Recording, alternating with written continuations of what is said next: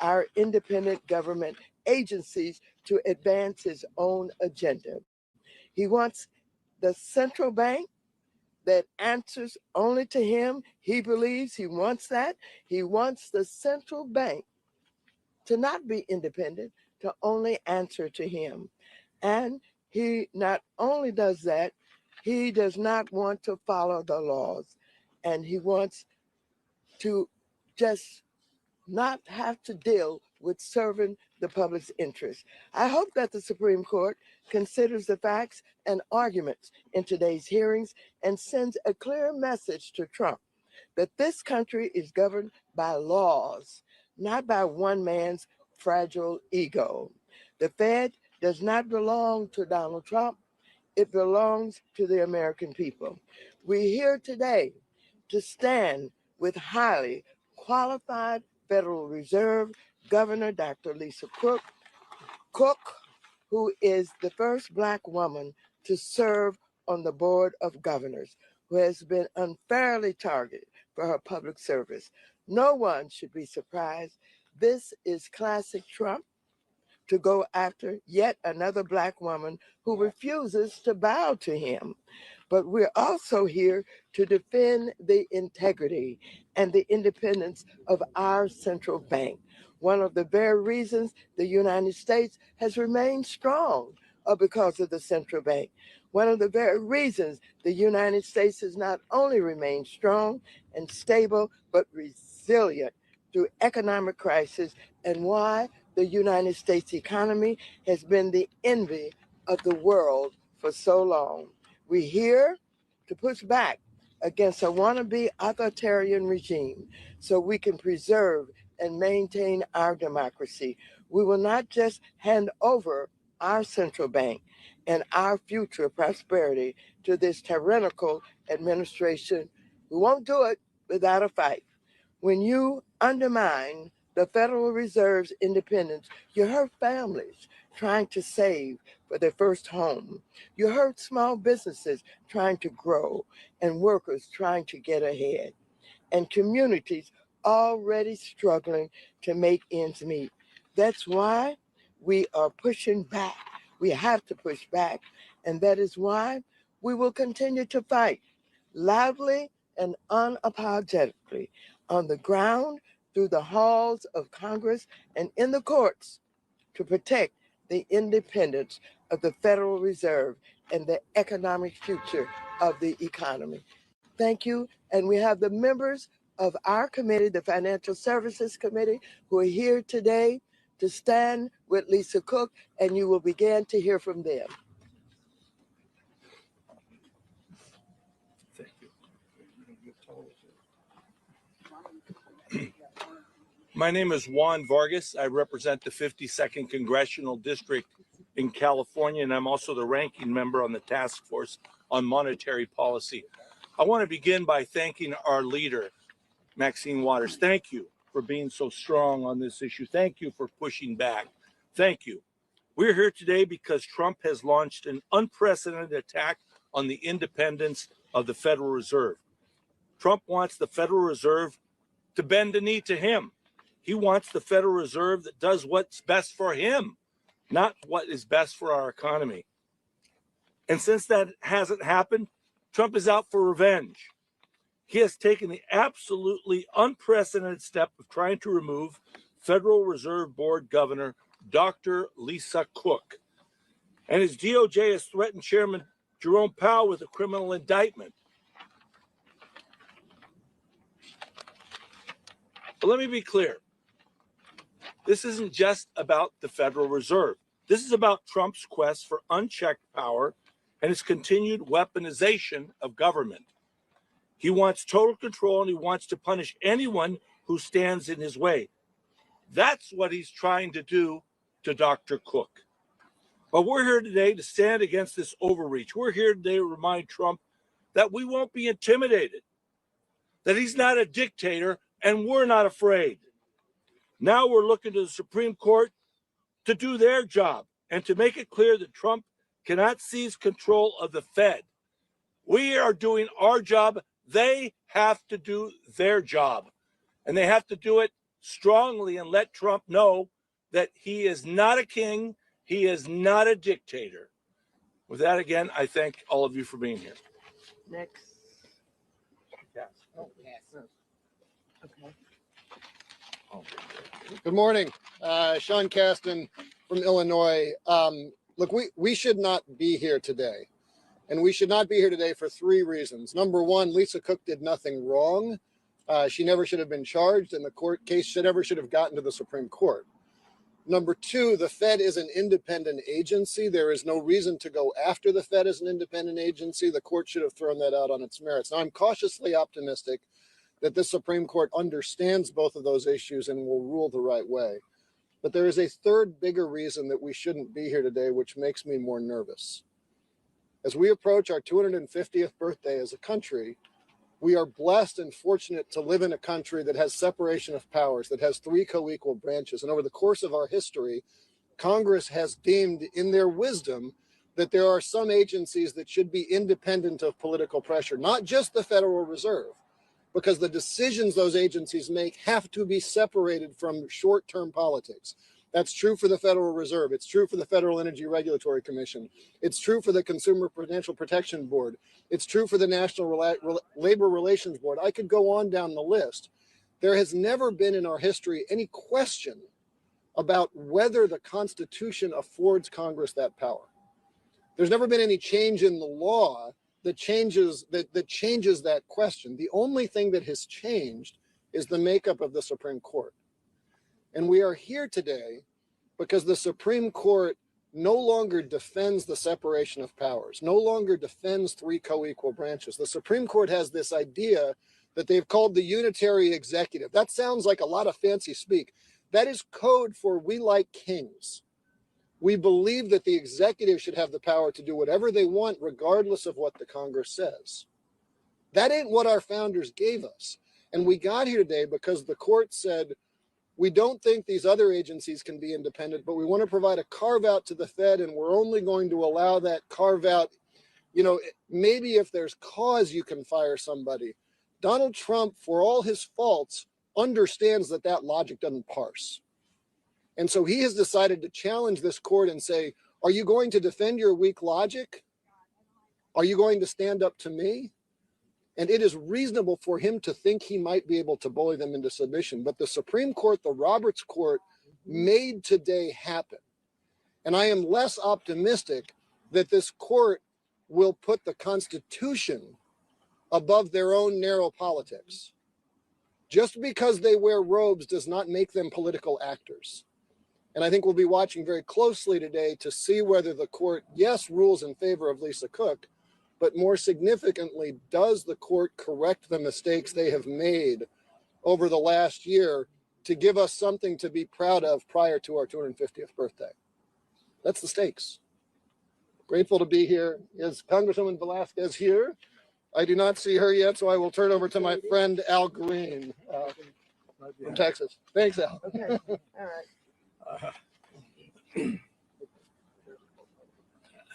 It is my preeminent privilege to serve under the leadership of the Honorable Maxine Waters. I am honored to have this superlative pleasure to have the ranking membership on oversight and investigations of the subcommittee of the Financial Services Full Committee. As we stand here today in the shadow of the Supreme Court of the United States of America, a symbol of justice the world over, the question that we have to answer, and the court is going to have to answer, is this: will the Supreme Court continue to be the symbol of justice the world over, or will it allow Donald Trump, President of the United States, to take control now of the Fed? He already has control of the pusillanimous politicians who call themselves Republicans in the House of Representatives and the Senate. He already has control of persons who have influence. The question is, will he now get control of the Fed? The Fed is the body that has to have the independence to make policies that deal with the economic order. We want price stability. We want to make sure we have full employment. The Fed does that. Put that in the hands of Donald Trump, a reckless, ruthless, lawless president, and then we're going to find out whether we're going to become Turkey or whether we'll remain the United States of America. Because Turkey pursued the same path that Trump is pursuing, and they had inflation rates that were off the chain. We have an opportunity today to ask this Supreme Court to do the right thing. More important than the right thing, do the righteous thing, and make sure Donald Trump does not gain control of the Fed. Remain the symbol of justice the world over, Mr. Roberts. This is your opportunity. This is a seminal moment in time that can impact the rest of time, and in fact, will impact democracy in the United States of America. We see what this president is doing. We must now take him on here at the Supreme Court, and I'm honored that the Honorable Maxine Waters has afforded us this opportunity to stand and fight. This is the resistance right here in front of the Supreme Court of the United States of America. Democracy is at risk. I thank you, Madam Chair. Thank you. Thank you. Thank you. Next lady? Yeah. I'm Congresswoman Joyce Beatty, and I serve as ranking member of the Subcommittee on National Security, Illicit Finance, and International Institutions. And I am honored to join our leader, Congresswoman Maxine Waters, and my fellow Democrats in strong support of the Federal Reserve Board Governor, Dr. Lisa Cook, as oral arguments began in the Supreme Court. That is why we are standing here this morning. Governor Lisa Cook is someone I know. She is a longtime friend, and I can tell you she has served with honor, integrity, and distinction. In addition to that, she is the first Black woman to sit on the federal board.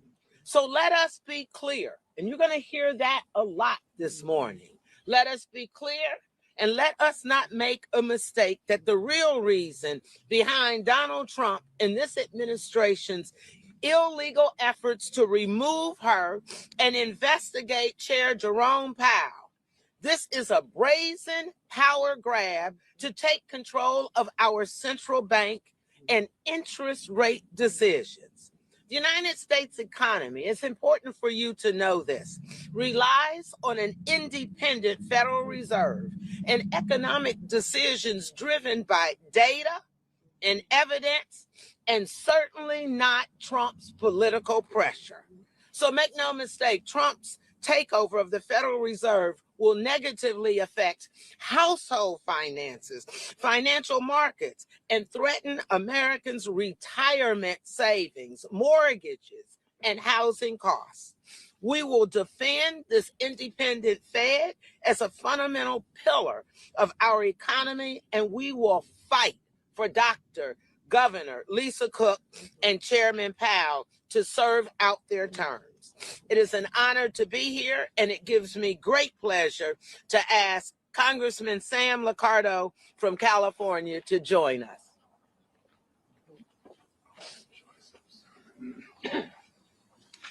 Good morning. This morning, the attorneys will be arguing over Lisa Cook's due process rights under the Fifth Amendment. But for the American people, much more is at stake. The right of the entire public to the independent decision-making of professionals like Lisa Cook. That's what's at stake for this country. And indeed, given the implications of the decisions of the Federal Reserve on a global economy, that is what is at stake for our world. We need to ensure the independence of the Federal Reserve, and we need to stop this hostile takeover by this White House of every independent body, which must be empowered to make the best decisions for the American people. But if Donald Trump feels so strongly about mortgage fraud, I would encourage him to also fire his labor secretary, his transportation secretary, and his EPA administrator, all of whom have committed exactly the same conduct as Lisa Cook. May God have mercy on Donald Trump when this administration is finished, because the American people will not. Now it is my great pleasure to introduce a tremendous colleague from the great state of Oregon, Congresswoman Janelle Bynum.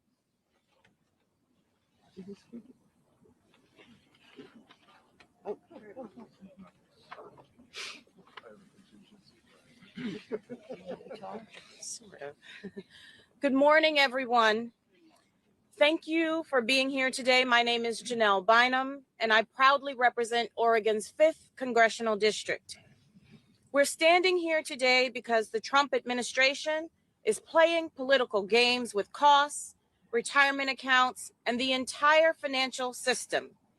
He's attacking the Federal Reserve, which keeps our economy stable, by trying to remove Dr. Lisa Cook from the Fed's board and by threatening criminal investigations into Jerome Powell, the Fed's chair. Now, I know Dr. Lisa Cook personally. She is a proud Spelman College woman. She's a woman of honor, a woman of integrity, a woman of professionalism. And I am here to stand up and say, we will not allow her to be messed with. The Fed is mandated to be independent of the president.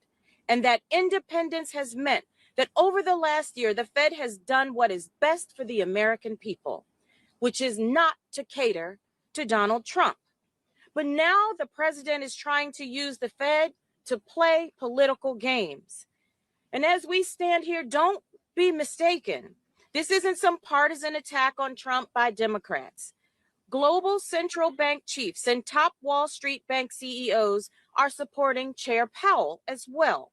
Senior Republican senators on the Senate Banking Committee have also come out against this investigation. And even our chairman of the Financial Services Committee, Chair French Hill, said this creates an unnecessary distraction. Now, if the president can bully or threaten the Fed's chair or board, interest rates become a political tool. Inflation becomes a campaign strategy, and your mortgage, your job, and your savings become collateral damage. So make no mistake, this attempt to intimidate the Fed isn't about justice or the American people. It is clearly about the president's ego. I can't and I won't stand by and let that happen.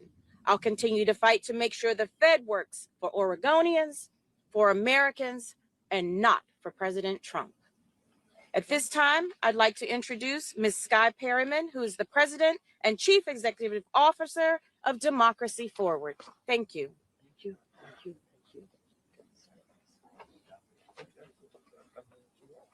Thank you. Hello, and thank you to Representative Waters for gathering us here today. My name is Skye Perryman. I'm the president and CEO of Democracy Forward. Our team of lawyers has filed hundreds of legal actions against this administration over the past year because of the administration's brazen attempt to govern on a collision course with the Constitution and to undermine the well-being of people and communities and their rights across the country. At Democracy Forward, we know that democracy is a kitchen table issue, and there is no other matter that could epitomize that as the one that the Supreme Court is hearing today. Congress created the independence of the Federal Reserve for a reason, to protect the American people, to make life stable and livable for people, to ensure that no one, not a king and not a president and not a band of corrupt allies, could disturb the stability of the markets in the United States. But that is entirely what this administration is doing, and that is why we at Democracy Forward, along with so many other lawyers across the country, are pleased to be able to support Lisa Cook's challenge in this case. This is not just a power grab by the administration. It is also a way of targeting people and communities in this country, including Black people and Black women. We have seen this trend over the last year too much. At Democracy Forward, we are representing other independent board leads like Alvin Brown and Robert Primus and so many other people that the administration and that this president has targeted. That he has targeted it in order to consolidate power, in order to make life harder for Americans so that they will give up the fight for democracy, so that they will give up defending their rights. But we know and we see here today, and especially with the support here at the court, that that will not happen. It will not happen in 2026. And we're calling on the court to uphold the Constitution, to uphold Congress's role, and to affirm the independence of the Federal Reserve. And we are calling on members of Congress who have not supported Governor Cook and who continue to engage in games with this president to have the courage in 2026, as we memorialize the 250th year after the Declaration of Independence, to stand strong with our country, with its people, and with our Constitution. With that, I now have the pleasure of introducing Deidre Asante Muhammad, who is the president of the Joint Center for Political and Economic Justice. Yes, first I'll say it's an honor to be here with such important elected officials. I am Deidre Asante Muhammad, president of the Joint Center for Political and Economic Studies, America's Black think tank. For 55 years, the Joint Center has fought for Black representation at every level of government, not as symbolism, but because representation shapes policy, power, and people's lives. We fought for the historic nomination of Dr. Lisa Cook to the Federal Reserve, and we are here today to fight the attempted unjust removal of Dr. Cook. Let us be clear what is happening. Dr. Lisa Cook is one of the most qualified economists ever to sit on the Federal Reserve Board. She is a world-class scholar, a proven public servant, a governor who has upheld the Fed's dual mandate of price stability and full employment for all Americans. Yet now she's being singled out, attacked, and targeted. Why? Because she brings lived experience into economic policy making, because she understands that inflation, unemployment, and financial stability do not fall evenly across communities, and because she is a Black woman with power. This attack is not about ethics. It is not about performance. It is about rolling back hard-won progress and sending a message about who is allowed to govern in this country. We reject that message. We know this playbook. When Black excellence enters elite institutions, the rules suddenly change. The scrutiny intensifies, the goalposts move, and legitimacy is questioned. But we are not backing down. The independence of the Federal Reserve matters, the integrity of public institutions matter, and Black representation at the highest level of economic decision-making matters. We stand with Dr. Lisa Cook, and we will not allow political intimidation to erase decades of progress. The fight is bigger than one person. It is about who gets to shape America's economic future. And we are here to stay, we belong here, and we are not leaving. Thank you. Well, thank you. Very nice. Thank you all so very much. You can see the strength of the support that Lisa Cook has because of her qualifications, because she has demonstrated that she can serve on that board of governors in the way that America expects her to serve. And so we stand here in hopes that the Supreme Court are listening to us today so that they will understand that they can easily allow her to stay on the job until the trial takes place. And she should not be asked to leave now. So if you have any questions, I and others here are pleased to answer them for you.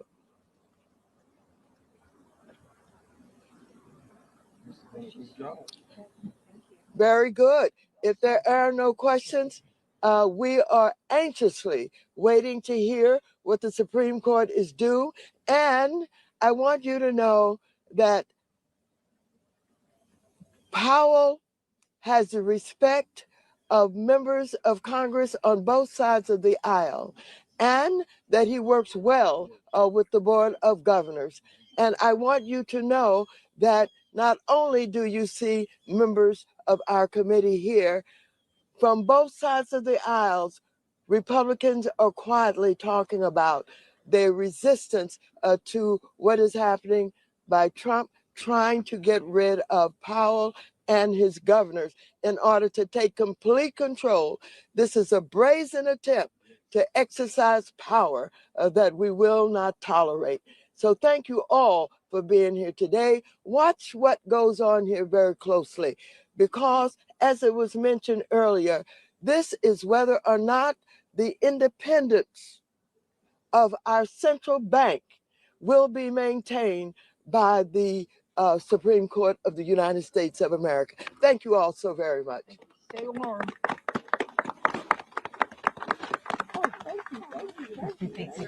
Thank you all. Thank you all. Good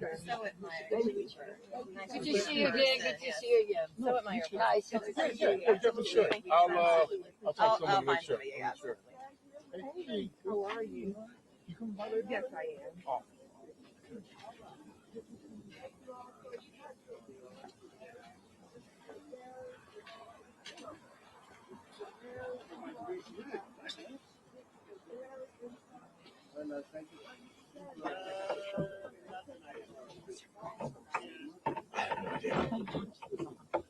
It was just someone who said that she wasn't coming.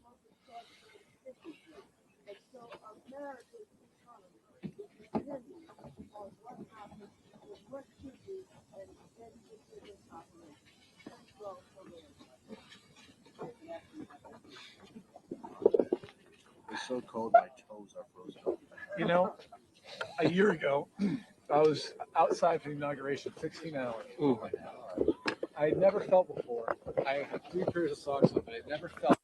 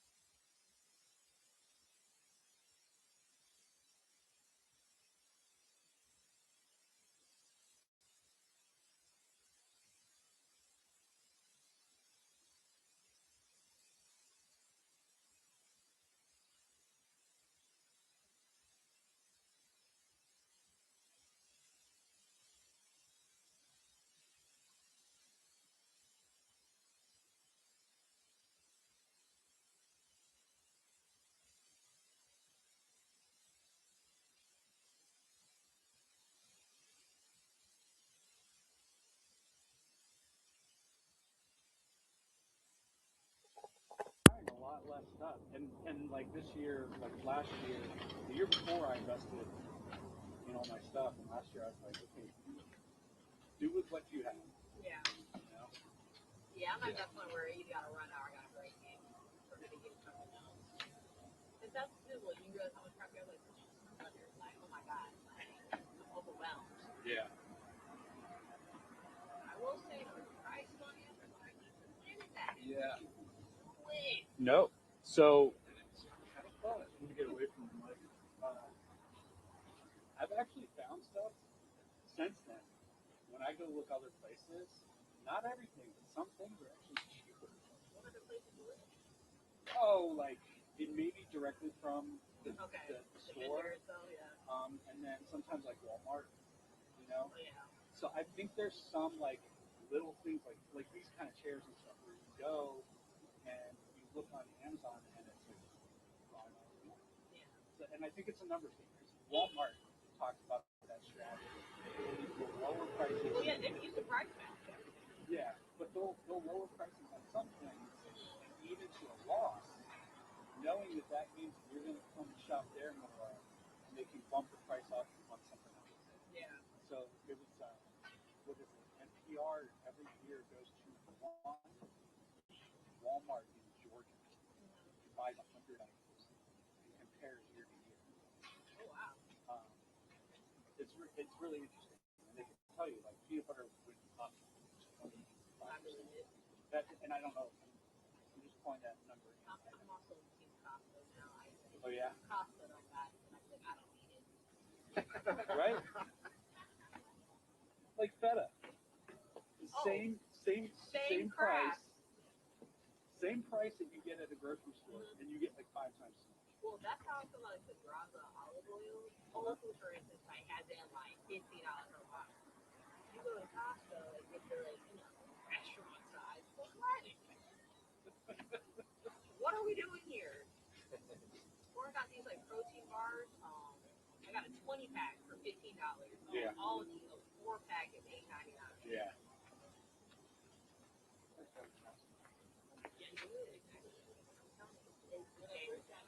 I don't know what it is.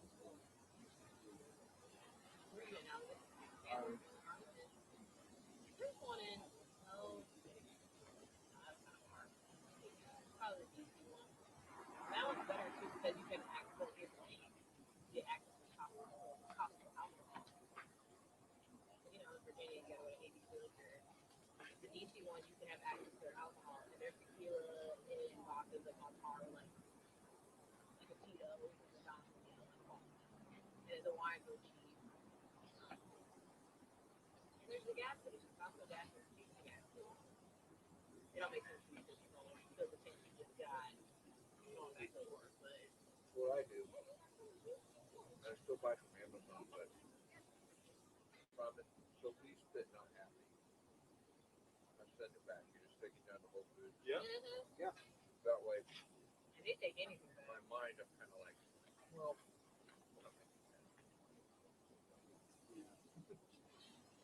That is nice. Just return it. Yeah. Well, it's got to be like a psychological thing. A lot of people can say, well, if I don't like it, I'll return it, and they never bother to return it. Unfortunately, so it probably works out for them.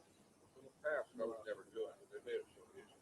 Yeah, because you don't like, all you need is a label like in your app, they send the packaging, they send it off for you. Literally, you get the Whole Foods, like, and they don't even ask, why are you returning it? You just be like, here you go. In your mind, you're going to take it in there, you're going to like stare at it. What do you mean it didn't work? Right. Let's try it right now.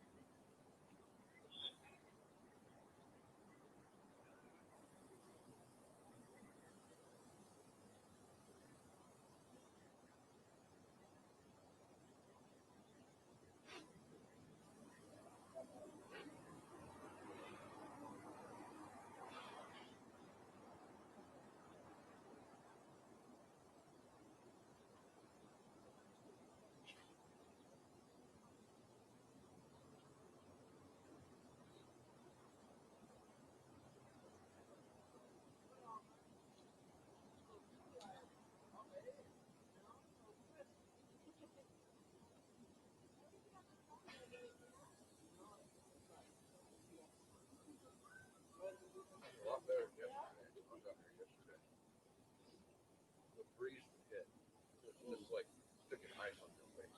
So cold. I was thinking about last year, Harvard's funeral Oh my God. on a riser. Misery. Yeah, we're on a riser there, and just watching Mary Bruce switch it on and off. Like she's sitting there, you did it. Like man.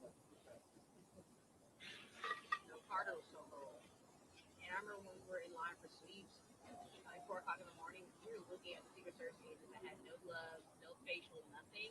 Their faces were like red, purple, and we were like, "You want hand warmers? Like we have extra." And they're like, "Well, I'm okay." Sure. Not regular. I don't think, some hand warmers are going to hinder you from protecting the president right now. You're a certain person. Like, and then that guard passed out, like, while waiting for the captain. Oh yeah. Yeah, one of the military people who was holding a flag literally passed out from the cold, and they can't break formation. So, like, he was literally laying there for a minute, and, like, everybody's on the pool bridge, like, cool, can we get somebody to check on the, That was at the cathedral. Mhm. Yeah, yeah. He was like, can we get somebody to check on him? Can we get somebody to check on him? And like, they cannot break formation, so it took a while for somebody who could move to get to him.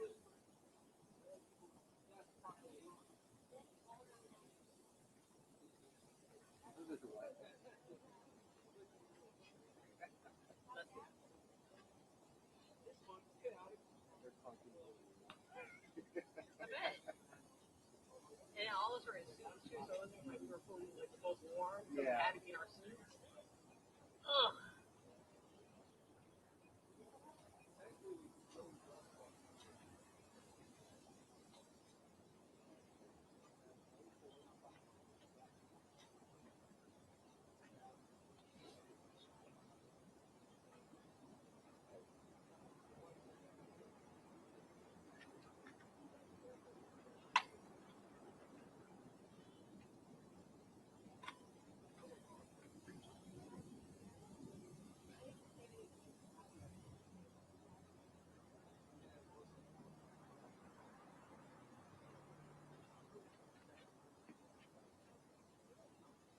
These chairs are great.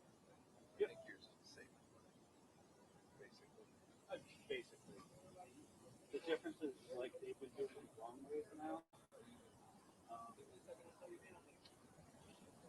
I'd have a little more trouble getting this one back. This is great.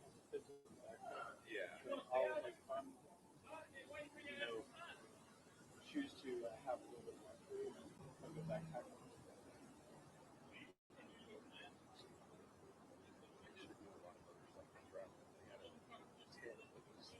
It was probably about this big, but it was a big tent. I could lay down.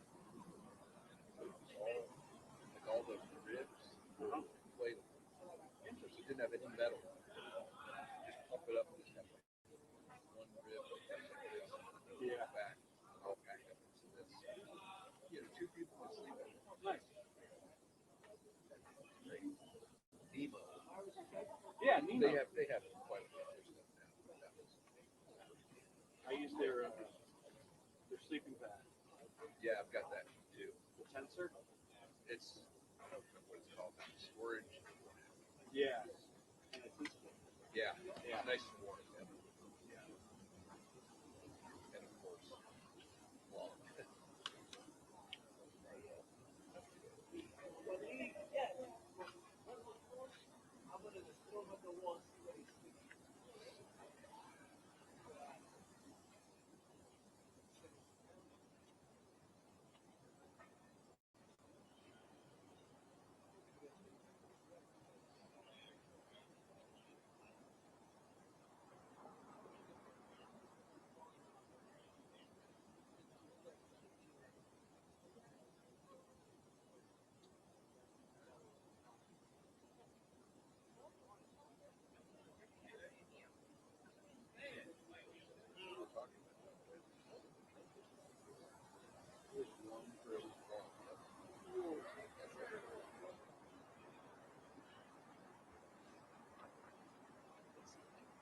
It's not so negotiable.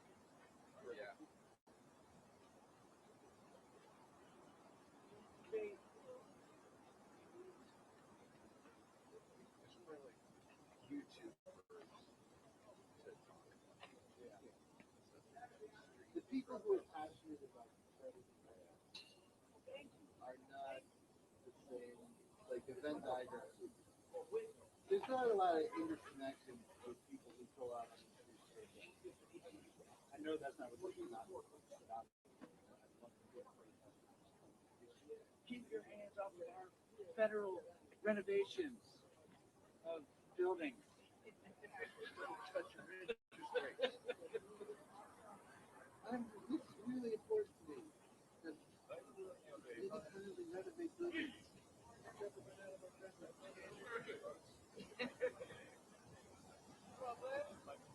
Susie is determined and my decision of buying nicer pens should not be reprimanded.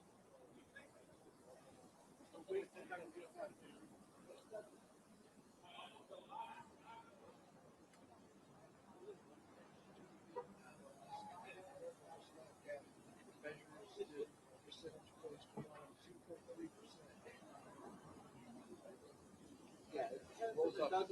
Altogether now.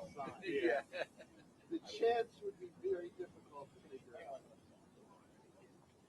How are you, everybody?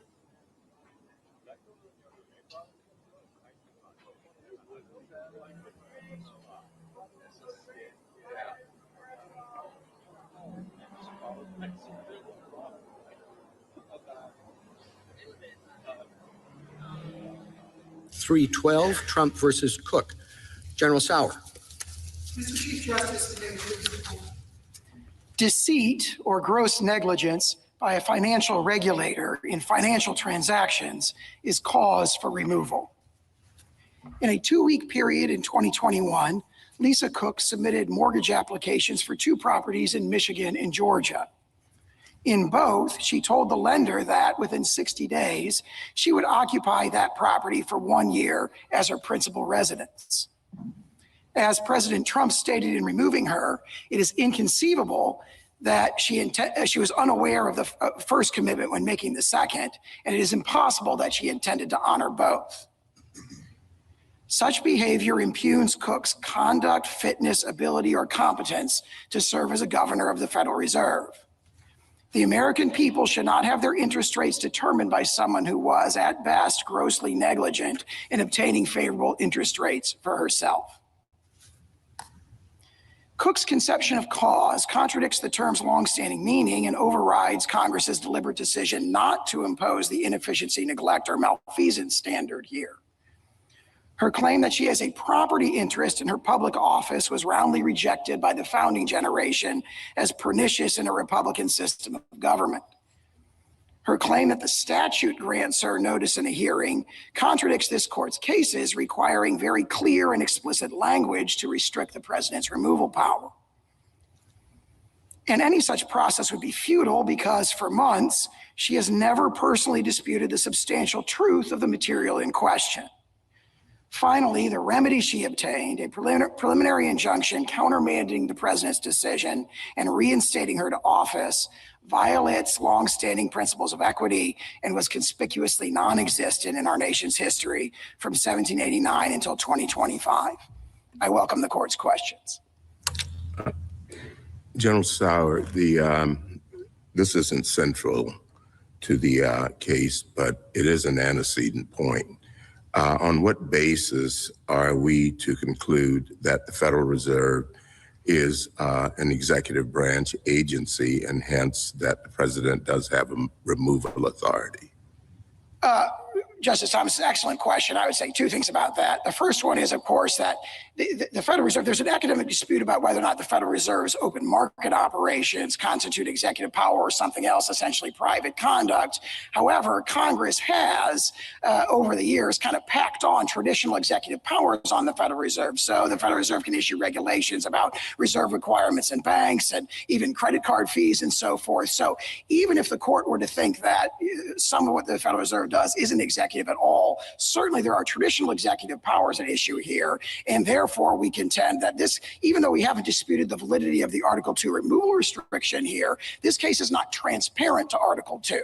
And certainly there's a statutory authority that's very plain here because it says removable for cause by the president. So the statute is unambiguous, giving the president removal power. And we contend that at least there's what's kind of been packed onto the Federal Reserve over the years by Congress is clearly quintessential executive power. And we acknowledge what the court said in Wilcox, which is that it's a quasi-private, uniquely structured entity that stands in the distinct historical tradition of the first and second banks of the United States. And therefore, we have not challenged the removal restriction in this case. Counsel, I wanted, before we get back to the legal questions, I want to start with a little factual one. You began by talking about deceit.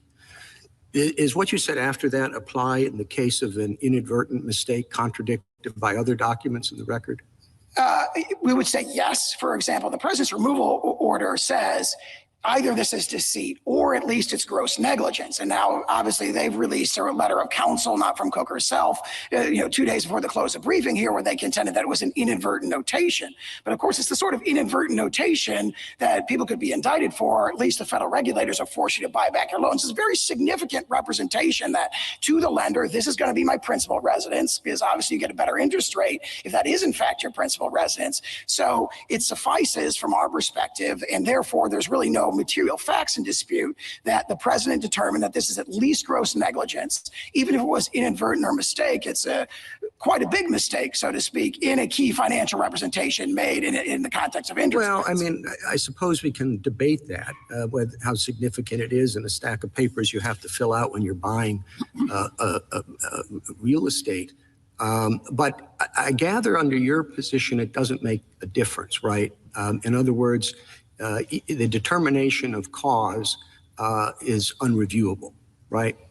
So it doesn't make a difference whether this was an inadvertent mistake or whether it was a devious way to get a better interest rate. Doesn't matter for you, right? Let me put it this way. We would contend there's judicial review kind of at the outer perimeters of cause, whether something goes to conduct, fitness, ability, or competence at all. But once you're within that, and we clearly are here, then there would be deference to the president. We derive that from at least three sources. First of all, the statutory language, cause without further qualification, is itself in its plain language a broad, conferral of authority on the president himself. Secondly, we think that places within the line of cases going from Martin against Mott through Dalton against Specter and beyond, and so forth, where the president has broad discretion, and the court has consistently held in those cases where the president's granted this broad discretion, that that's not judicially reviewable. And there's statements to that effect, obviously in Marbury itself, that they disregard pages 165 and 166 of Marbury. But even if the court doesn't accept that, there's a further layer here, which is that they've conceded this is an ultra vires challenge. And this court held last term that the standard of review in an ultra vires challenge is very, very high for them and very deferential to the president itself. It kind of, dovetails with our Dalton and Martin argument as well. In an ultra vires challenge, the burden would be on them to show that what the president did is entirely in excess of his delegated powers and contrary to a specific prohibition in the statute. So there's kind of three ways to get to the same conclusion there, which is that once the president's made a determination, it clearly does relate to conduct, fitness, ability, or competence for that office, then at that point, there's no work for the reviewing court to do. The traditional discretion to the president's determination would kick in. Counsel, were any of these questions, except the constitutional question, decided by the D.C. Circuit? The D.C. Circuit, in its stay opinion, relied exclusively on the sort of notice and an opportunity to be heard. That's what it said the Constitution required, correct? It said that, yes. It said there's a property interest in this office under Loudermill. That's the only issue it addressed. It did not address all of the things you've talked about today. What the definition of cause is, including whether it includes pre-office conduct and how much or what nexus there has to be between pre-office conduct and post-office conduct.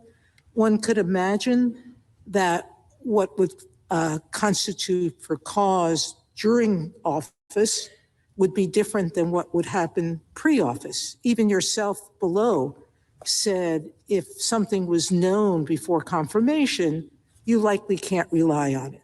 You haven't quite said that up here, but logically, pre-office has a different temporal connection. Then the court didn't address whether the president's determination of cause is reviewable and under what standard.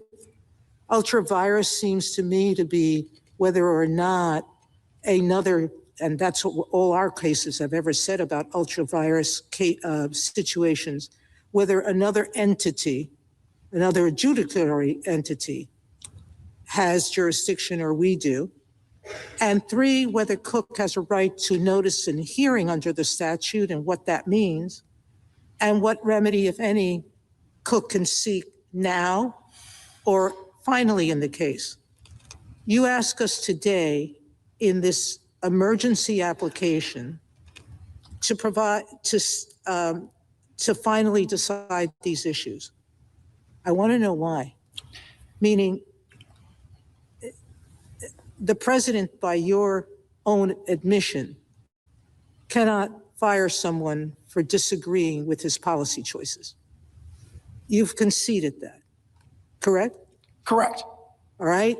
So it's not as if keeping her is going to thwart any right he has to run the department, because he has none. He's conceded that. On policy, he does not. Now, it's not as if she's been incompetent, negligent, or committed malfeasance while in office. This is something pre-office. So keeping her in office is not causing an immediate harm to the agency. Number 3, we know that the independence of the agency is very important, and that independence is harmed if we decide these issues too quickly and with not due consideration. So waiting, to me, to have at least the lower courts look at these issues first makes the most sense to the public's confidence and to the world's confidence about the due process of law. Explain to me why the president's harm is greater than the public's, greater than the Federal Reserve, who deserves to have people acting that have been in office. And number 3, why we should disrupt, as we said in Wilcott, the disruptive effect of repeated removals and reinstatement of officers. Why shouldn't we wait till the end of this case, where all the issues are clear and where we make a final decision as to whether she should have been removed or not? Let me start by addressing that last point. We are seeking a stay of an unprecedented preliminary injunction restoring a principal officer of the United States after being removed by the President of the United States. 112 years, and it's unprecedented that any Federal Reserve officer has ever been removed. So the unprecedented nature of this case is a part of what the president did, not what Ms. Cook did. I think that statement has to be qualified by the recognition that there have been situations where governors have been credibly accused or found to have engaged in financial improprieties, and those governors have resigned for financial improprieties that are quite analogous to what is at issue in this particular case. But I want to make the fundamental point that in Sawyer, this court held that a preliminary injunction was not available to restore an officer. Sawyer was a preliminary injunction. It's a preliminary injunction against the... That's true, but weeks later in Drago, we permitted an officer who was still there to stay. So that was a case of reinstating someone. We have plenty of cases that say keeping someone in place who hasn't left yet is different than issuing a preliminary injunction. I think the court's referring to the Delgado case, and in that particular case, it was a writ of mandamus to an inferior there, the clerk, to recognize the de facto officers when there is dispute about who had been validly elected to be the city commissioner or whatever the statute was. And this court said you can grant a final judgment in mandamus to say you have a ministerial duty to recognize the de facto officer. That is totally different than issuing a preliminary injunction. Keep in mind, there is no such thing as final mandamus. And in fact, Judge Friendly once described that as the starkest of solecisms. Sorry, there is no such thing as a preliminary writ of mandamus. Judge Friendly described that as the starkest of solecisms. What this court held in Sawyer is there is no jurisdiction to issue a preliminary injunction restoring a public officer to office. And that's a holding of the court. She never left. She's still there. She has reinstated what the court framed its holding as. There is no jurisdiction over the appointment or removal of inequity of public officers. So it does not turn on whether or not she's sort of, stoutly staying in office or whether or not she's gone and then sued later. Nothing turns General out. Sauer, can I ask you a question that's also related to the stay factors? Justice Sotomayor brought up the public interest here. And we have amicus briefs from economists who tell us that if Governor Cook if we grant you your stay, that it could trigger a recession. How should we think about the public interest in a case like this? Yeah, two things to say about that. One is, if you look at what actually happened here, she was removed on August 25th and the stock market went up for the next 3 days. So we've already had a kind of natural experiment, so to speak, about whether or not the predictions of doom will really be implemented. And surely that if investors are jittery or whatever the argument is, you would have seen that on August 25th and you did not see that. In fact, you have these surprised. Well, I'll interrupt you there to say that I don't want to be in the business of predicting exactly what the market's going to do. I agree. And that's why I think the court ought to consider all those amicus briefs and their sort of, predictions of doom with a fairly jaundiced eye. What the court has to do is weigh, essentially you have in those amicus briefs a reflection of very elite opinion that but there's a risk, General Sauer. Yes. I don't want to be responsible for quantifying that risk. I'm a judge, not an economist. But if there is a risk, doesn't that counsel in the stay posture when the equities are at stake caution on our part? I think the court has to weigh that risk against the risk that there will be a permanent damage to the Federal Reserve's credibility from allowing an officer, a governor, to remain in office who's engaged in this kind of behavior before she takes office. Well, do we also engage in some weighing of our own about how serious we think the misbehavior was in the stay posture? I'm not talking about once the case was here on the merits, but if she were accused of murder or something like that, if we're talking about something that was really an infamous crime, should we take the nature of the crime into account in the stay posture in the weighing of the equities? I think what the court ought to take into account is the close nexus between the conduct at issue here and the duties of this incredibly powerful position that has sweeping, powerful authority over the entire United States economy. The governor set interest rates for ordinary Americans all across the country. And here there's the appearance of having played fast and loose, or at least been grossly negligent in getting favorable interest rates for herself. So it's appropriate. What's the message to ordinary Americans that comes out of that is the question for the court. And how do you weigh that against the elite opinion that's reflected in the amicus briefs? Obviously, President Trump's voice speaks to that concern of ordinary Americans. I think with the balance of the equities, what the court ought to do is look at the merits, which are extremely strong for us, and then look at its traditional and can stay factors. The court says, when the government is a party, the irreparable harm to the government merges with the public interest. And here we have traditional irreparable harms, injuries to the president's ability to remove a principal officer of the United States. When you look at, for example, the original evidence we've talked about in the decisions of 1789, when everybody said, or both camps were saying, of course the president can engage in suspensory removals, and we have a preliminary injunction that is conspicuously non-existent, in your words, in CASA, for 225 years of American history. Mr. Sauer, that's how it should be balanced. General Sauer, excuse me. I guess I think you may have to be a little bit more specific with respect to the irreparable harm that you are alleging, because really, as Justice Barrett sort of indicated, we are in a stay posture here. So the question is, to what extent do we believe that the president or the public is harmed by allowing Ms. Cook to remain in her position for the pendency of this case? I'm not sure that we have evidence here that Ms. Cook is an immediate threat to the public, that she's been in this position for a long time. The kinds of things that you're pointing to, as Justice Sotomayor indicates, are not related to conduct while in office. So it would seem to me that on the stay factors, you would have to say more about the harm of leaving her there for the next however many months while this case is being litigated. We have a remedy here, which is a preliminary injunction. This court squarely held in Sawyer there was no jurisdiction to issue. Yeah, but I'm not talking about the court's power to do it. I'm talking about assuming we have the power for the moment. I appreciate that you say we don't, but assuming that we do, the question is, what is the harm of allowing that injunction to remain because she's in office now and would just continue?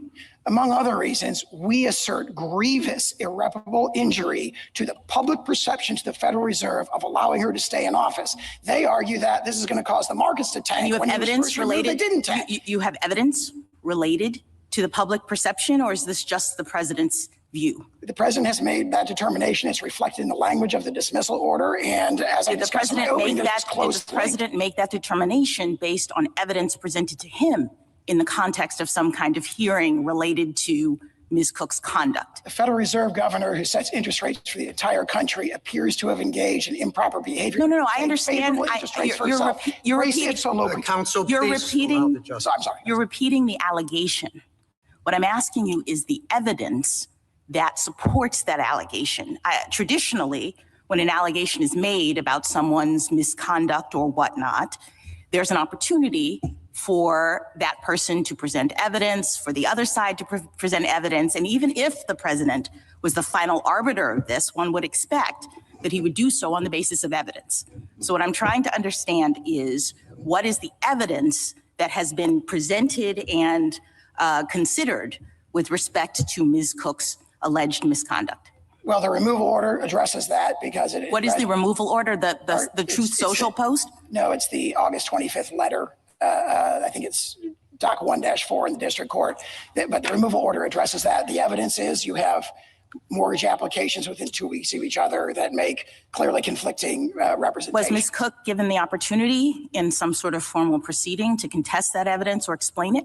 Not a formal proceeding. She was given the opportunity in public because— In the world, like she was supposed to post about it, and that was the opportunity to be heard that you're saying was afforded to her in this case?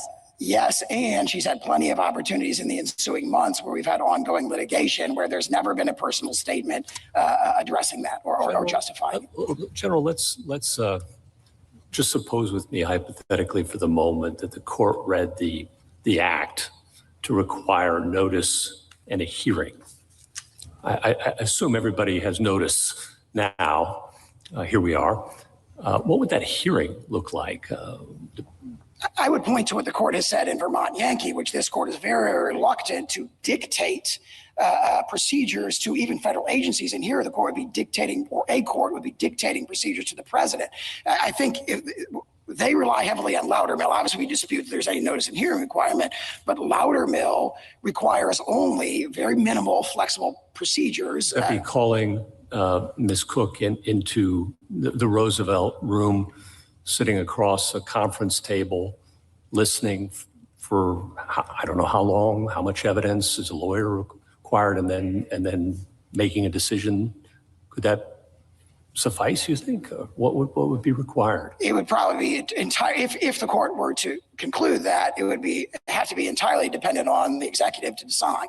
And that's what the case law indicates. Certainly, I think the question points out a great weakness in their argument, which is that the word cause does not include notice in a hearing on its face. Congress knows how to provide notice in a hearing. It did so in the NLRA 1 month before it reenacted the for-cause restriction here in 1935. And because it's not there, the court has nothing to provide guidance on that point. And if the court were to conclude that, it would be up to the executive's discretion. Just a meeting across a conference table finished with you're fired? I mean, all Loudermill says is that you have to be told of what the basis is of the allegations against you and give a chance to tell your side of the story. We believe that was provided in the 5-day window between the Truth Social post and the removal letter. And then you mentioned on remedy that there's no such thing as a preliminary injunction for mandamus. And I just wanted to hear you a little bit more on that. You mentioned Judge Friendly. Please, thoughts.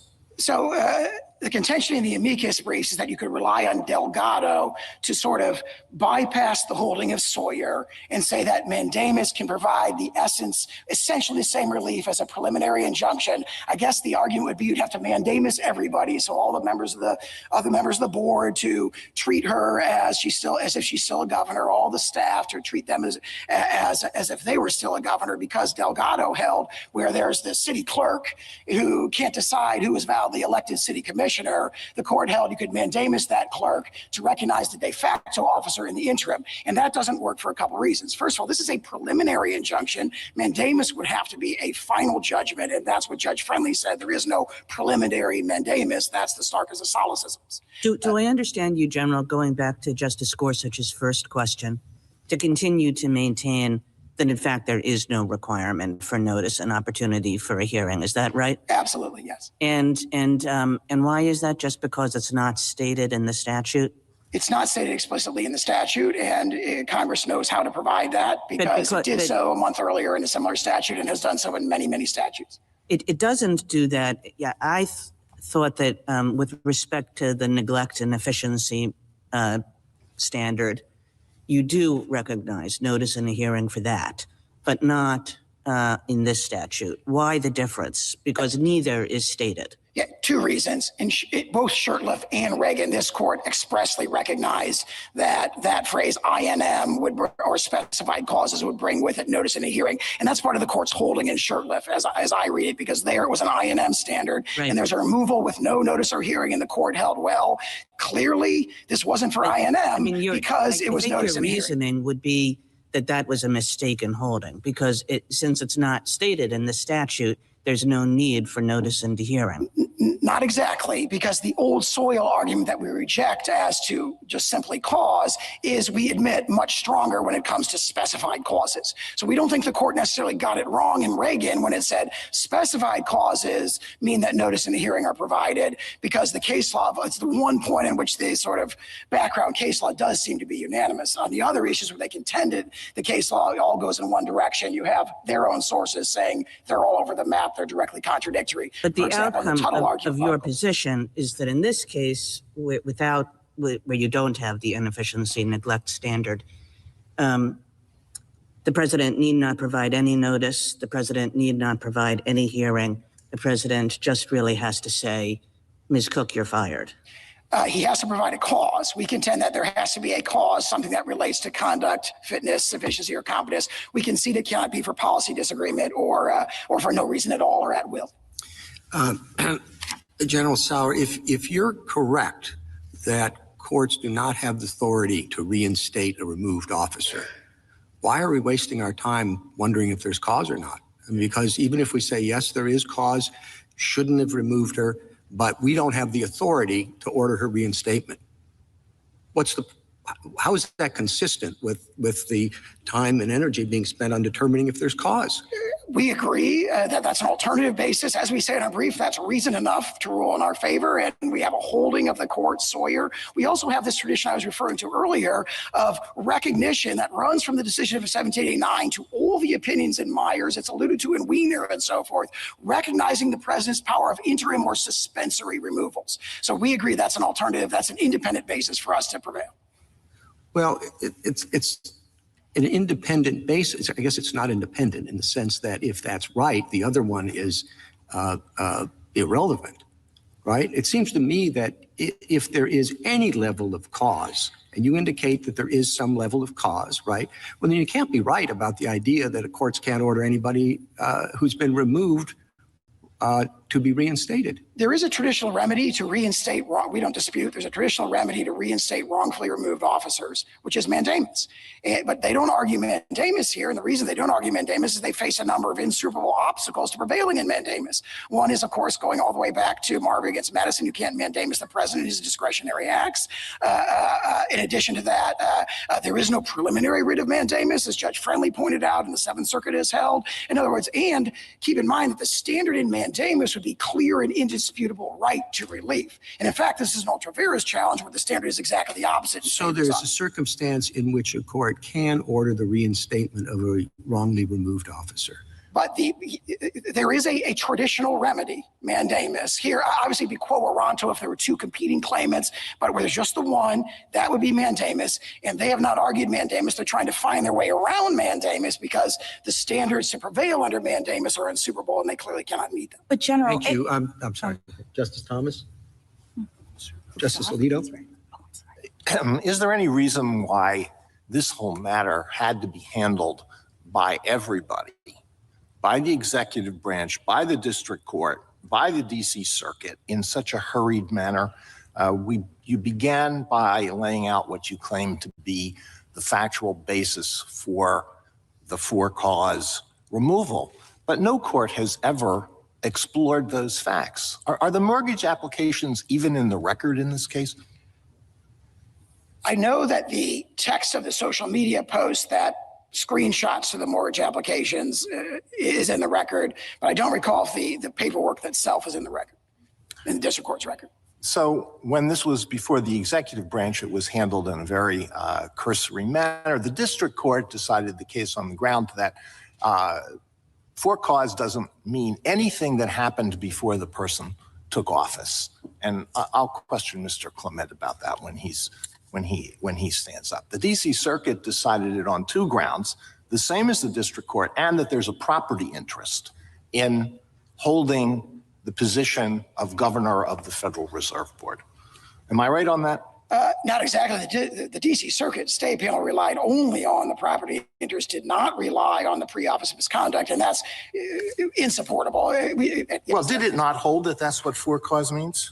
My recollection is that the DC Circuit, the Garcia opinion in the DC Circuit relied solely on Loudermill and the due process property interest, which is baseless for the reasons we said. And then now the district court relied on the twin grounds, both that Loudermill rationale and also the. All right, I stand corrected on that. But those are the only two issues that were decided by the lower courts. That's correct. Justice Sotomayor? I have a couple of follow-ups on Reagan and Shurtleff. You're relying on those two cases for your proposition that cause could be whatever the person, the authority decides. But Reagan and Shurtleff were very careful in holding that the only reason that was true was because there would be life tenure involved otherwise. It was very careful to distinguish its holding from cases in which there were a tenured position and there was a for-cause provision. So you're extrapolating, correct? I disagree with that. We read Reagan differently. If you have those two key paragraphs. We can both look at it. Don't talk about fixed term at that point. I think but the court recognized the rule, and I'm quoting from the case, quote, where causes of removal are specified by statute, as also where the term of office is for a fixed period, notice and hearing are essential. Here, you need for cause, and there's a fixed period of tenure. And Reagan very clearly said notice and hearing are required. So if I move on from that, I go back to Justice Alito's question of you. I thought, and the chiefs, I thought there was a factual dispute. As I understood it, Ms. Cook's letter, her attorney's letter, and quite frankly, I've never understood that a letter from a lawyer wasn't a representation by a client. This is a new standard I've never heard of before in an informal proceeding. If the president can go by social media and one believes that that is adequate notice under law, I'm hard-pressed to think a letter from a lawyer is not notice from the adversary, but we can move on from that. The letter from Ms. Cook says, the Michigan bank gave me permission to rent because I got a job in Washington. I had to move from New York when I got my job in Washington, and frankly, I renovated my apartment the year before. Thinking I would be in New York for the rest of my life.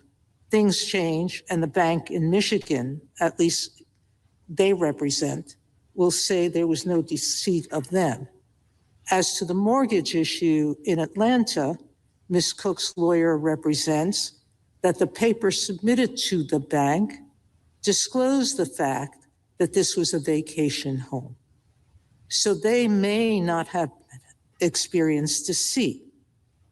If they didn't experience deceit, then you're left with gross negligence, and the question becomes, is it grossly negligent to make a mistake on a mortgage application? And I don't know that gross negligence has ever risen to the level of a mistake. So there is a factual issue. Now the question is, who resolves that issue, the level of review of that decision, and those are all questions, as Justice Alito pointed to, have not been addressed below, correct? What was addressed below is, I think, exactly what Just said a in due exchange with process Justice right to Alito. notice in a hearing by the circuit court, and for cause being something that has to be only what's at the time of in office. I do agree with you. Common law did permit pre-office conduct to be considered, but only if for an infamous crime. I don't think this rises to an infamous crime. If I could say two things about that. First, on the narrow point about whether or not a letter of counsel can create a factual dispute in this context, that's the holding of this court in Codd against Velger, where the court said that suggestions of counsel are not enough. It's the party who has to do it. So there were representations of counsel there, and the court held that that wasn't That's enough in to a create legal factual. proceeding. This is an informal proceeding. Legal proceeding. Yeah, the point was there had never been any representation by the party in any context, formal or informal, and that's exactly what we have here. That's the one point. I can't remember the second point I was going to make in response to that. Thank you. Mrs. Kagan? General, can I take you back to the Chief Justice's question, the remedial question, the last one?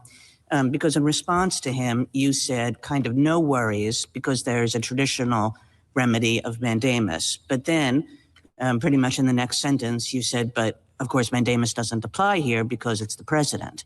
So, I mean, when we're talking about the president's removal powers, you're essentially saying that the only remedy doesn't apply. And that brings you back to the Chief Justice's question, which is, well, if there's no way to reinstate, what does this cause requirement amount to? Well, Congress adopted a policy choice to impose on the president a cause requirement and not an I&M requirement. As Justice Alito pointed out in the CFPB funding case, this was a hard-fought compromise. No, but I think there's influential some camps. kind of cause. It doesn't have to be inefficiency, neglect, malfeasance, but there is some kind of cause that's necessary. You said that yourself in response to my last question, that the president has to state a cause. But if then you're saying, well, even if he flunks whatever that requirement is, there's no way to reinstate the person. There's no way to use the mandamus route. What does it amount to? It seems pretty, it seems non-effectual. It is if it is non-effectual, which we dispute, we think it's very effectual, and it's proven to be effectual in history because it provides the governors with the most important protection, which is that Congress apparently wanted to give them, which is protection against removal for policy disagreements. And governors have not been removed for policy disagreements. That has been Except there's no way to test that. There's no way either that the person can come in and have that meeting in the Oval Office or the Roosevelt Room or wherever else, saying, I think you're really getting rid of me for policy reasons. There's no way for a court to evaluate that.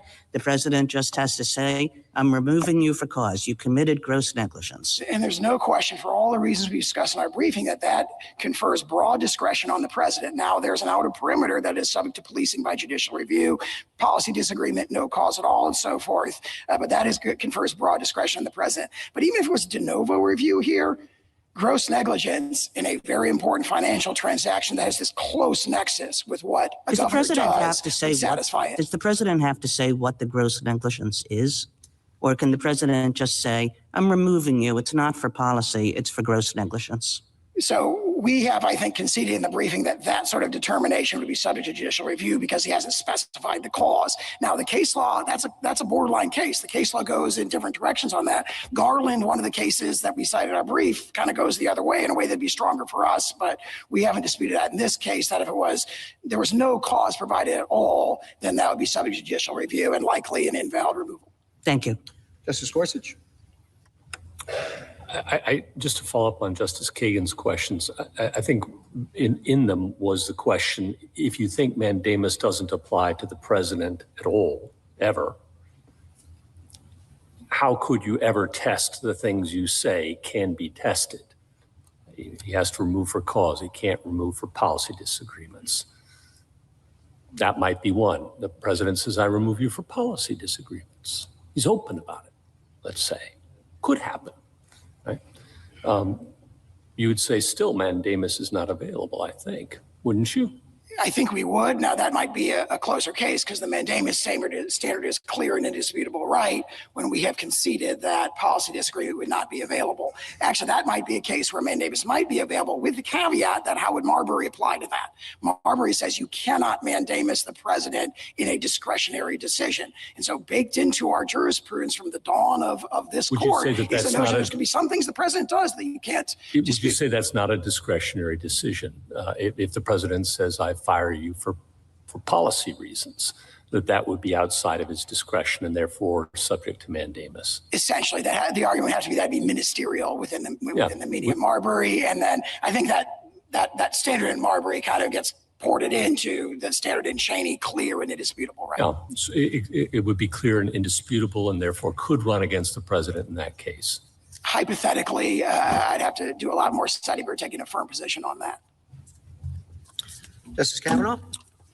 For present purposes, you accept the constitutionality of the four-cause removal provision for the Federal Reserve, and that is what protects the independence of the Federal Reserve. What, in your view, is the purpose of that independence? It protects the governor, exactly reflecting the plain text of the statute. It protects the governors for removal for policy disagreement or for no reason at all. What is the broader purpose of that? To preserve the independence of the Federal Reserve. And what is the broader purpose of that? Well, there's a number of reasons that are discussed by their amici, and I think not disputed by us, which is that there is a long tradition of having this exercise of monetary policy be exercised independent of executive influence, and we don't dispute that that's what Congress was doing in that statute. And again, we have not disputed the validity of the four-cause removal restriction here. And why is that independence important in your view? We don't dispute the importance of that for many of the reasons that their amici say, but we emphasize that there's a balance struck here. This is not a ironclad, you can never be removed. There is a cause removal authorization. But on that, your position that there's no judicial review, no process required, no remedy available, very low bar for cause that the president alone determines, I mean, that would weaken, if not shatter, the independence of the Federal Reserve that we just discussed. We disagree with that, and I would point to the point that the point you made that this is a low bar for cause. In a sense, it's a very high bar. It's a very strong protection because it does protect them from the one thing that Congress was apparently most worried about, which is a removal for policy disagreement. But it would be in the view of the president who might have a policy disagreement and there's no judicial review and the president can just define it on his or her own. Right? One of the strongest traditions in this court's jurisprudence is the sort of presumption of regularity to the president's action that has applied to this provision, I think, effectively for 112 years, and it continues to do so. Let's talk about the real world downstream effects of this, because if this were set as a precedent, it seems to me, just thinking big picture, what goes around comes around. All the current president's appointees would likely be removed for cause on January 20th, 2029, if there's a Democratic president, or January 20th, 2033. And then we're really at will removal. So what are we doing here? What is, we started, that's why I started with what's the purpose of the independence and the for-cause removal. If we accept all these, no procedure, no judicial review, no remedy, that's what's going to happen, I think. And then where are we? So do you dispute that is, the real world effect? I can't predict what future presidents may or may not do, but the argument strikes me as well, history's a pretty good guide. Once these tools are unleashed, they are used by both sides, and usually more the second time around. And I think that's what we have to make sure again, that can't drive the decision necessarily. We have to be aware of what we're doing and the consequences of your position for the structure of the government. 2 points there. I dispute the characterization that these tools have been unleashed. The president has always had this tool to remove governors for financial improprieties. Now, the history is, including twice in the last 4 years, governors who have been credibly accused of financial improprieties have resigned. They haven't forced the president to remove them. And I think the more sort of fundamental point is that cause is a standard that is quite deferential to the president. Congress consciously adopted that instead of a more restrictive standard like INM. That was, by all appearances, a legislative compromise between two camps, one of which wanted to give the president complete control. I agree with you that there's a balance here, and so I understand that. I'm not saying there's no interests on the other side here. I get that. But again, thinking about the real world and the brief of the former governors of the Federal Reserve, your position, again, because you say, well, the president can't say it's for policy reasons, which may be what's really, again, not talking about the current situation and other situations in the future, what's really driving it. It incentivizes a president to come up with what, as the Federal Reserve former governors say, trivial or inconsequential or old allegations that are very difficult to disprove. It incentivizes kind of the search and destroy and find something and just put that on a piece of paper, no judicial review, no process, nothing, you're done. I mean, again, what are we doing when we have a system that incentivizes that and leads to that? Now, again, you can dispute that you think it's going to lead to that. And again, I'm not talking about the facts of this case. I don't know the facts of this case, so I'm taking no position on that. This court has, since Martin against Mott, running all the way through Trump against United States, Trump against Hawaii, a whole host of decisions, consistently afforded the president the presumption of regularity in his action and consistently declined to probe a president's actions for their subjective motivations. And so in the hypothetical question that you posed, that hypothetical future president should also be afforded the very same sort of deference and that leads, that brief, that amicus brief cites Justice Scalia's dissent in Morrison, which is always a good place to look for wisdom, and the concern that you're putting all these resources, because you can't say it's for policy, you put all these resources, let's find something, anything about this person. And then we're good. And by the way, there's no judicial review, so we're really good. And there's no administrative process. And again, I disagree with that. I think that that argument, that presumption, when it applied to the president, contradicts some two very strong strains in this court's jurisprudence that go back to the founding. And what's the fear of more process here? In the sense that process protects you, in the sense of helping you make better, more accurate decisions, and process helps you then convince people on the outside that you've made a considered, thorough, appropriate decision. What's the concern about more process? I don't think we think that process is necessarily bad. In this case, there's two reasons why process is not the right answer, among others. One is in Vermont Yankee. This court said we're not going to dictate procedures to executive agencies. For sure, I should dictate procedures to the president. Our contention is that there already has been a process. There was a social media post that said, look, these two documents contradict each other. And the response was defiance. So there was a chance to tell, in the words of Loudermill, to tell her side of the story, and it wasn't adopted. And in fact, there hasn't been, for months since then, any clear explanation other than it was an inadvertent notation. It's just the kind of inadvertent notation that ordinary people can be indicted for. And again, none of my questions or comments are about the facts of this case. I don't know the facts of this case, but thank you. Justice Barrett? I want to pick up on that question about why, and Justice Kavanaugh said, why are you afraid of a hearing, or what would there be that would be wrong with process. I mean, you spent a lot of time litigating the case. You know, it's gone up from the district court to the Court of Appeals, and now we're here. And if there isn't anything to fear from a hearing, and if you have the evidence, why couldn't those resources have been put into a hearing? I understand you think that you don't have to provide one, either because of the statute or because of the due process clause, and that's fine. But in thinking about irreparable harm to the government, if one step you could take to reduce your irreparable harm, to show that there really was cause, is just to have a hearing, why not? I don't think it's a question of resource allocation. It's our position that adequate process was already provided. So if it's a question of the district court's ordering us to go further and then go further and go further again, all without any legal or constitutional authority in our view, we think that imposes irreparable injury on the executive. Well, they told you to go farther, but not that much farther. I mean, okay, so there's the Truth Social post, and then, you know, burden on her to come back in 5 days. I understand that's your position.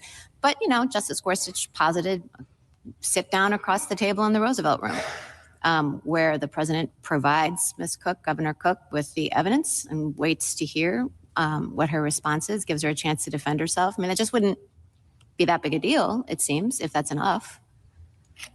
Again, it's an intrusion on the executive branch to dictate what procedures it ought to provide. So it's standing on principle. The president, and our position is he has provided process. He's provided adequate process. And if the district court said, well, that wasn't quite good enough, try again, and then we try again, and the district court says, nope, that wasn't quite good enough, try again, we have gone left Vermont Yankee way in the rearview mirror. Do you concede that if the statute was an INM statute, that under Shurtleff you would have to provide process? Notice and hearing, yes. Yes. We don't dispute that. And I want to go back to one of Justice Kagan's questions. She said, well, in Shurtleff, the statute itself didn't say that you got notice and a hearing for INM, but the court said that you did. Here, the statute does say cause. Cause isn't as specific maybe as INM, but it does identify the grounds that the president must have for removal.